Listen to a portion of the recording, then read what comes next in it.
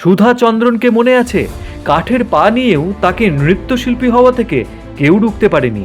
মনে আছে কি অরুণিমা সিনহার কথা, যিনি এক পা না থাকা সত্ত্বেও চড়েছিলেন এভারেস্টের চূড়ায়? মনে আছে কি পোলিও আক্রান্ত হয়ে মেরুদণ্ড বেঁকে যাওয়া মেক্সিকান চিত্রশিল্পী ফ্রিডা কালো, অথবা সারা শরীর পক্ষাঘাতগ্রস্ত হয়ে যাওয়া পৃথিবী বিখ্যাত পদার্থবিদ স্টিফেন হকিংয়ের কথা? উদাহরণ আরও অনেক আছে, তবে আজ আমরা আর সময় নষ্ট করব না। আমরা চলে যাব পশ্চিমবঙ্গের পূর্ব বর্ধমান জেলার আউশ গ্রামের জয়কৃষ্ণপুর প্রাথমিক বিদ্যালয়ে জগন্নাথ বাউরির কাছে। তিনি আউশ গ্রামের জয়কৃষ্ণপুর প্রাথমিক বিদ্যালয়ের শিক্ষক। তার জন্ম থেকেই দুটি হাত নেই, তাতে কি পা দিয়েই ধরেন চক পেন্সিল, ছেলে মেয়েদের দেন মানুষ হওয়ার পাঠ, গড়ে তোলেন দেশের ভবিষ্যতের কাণ্ডারি হিসেবে। তার গুণগ্রাহীরা বলেন তিনি যেন অন্য জগন্নাথ।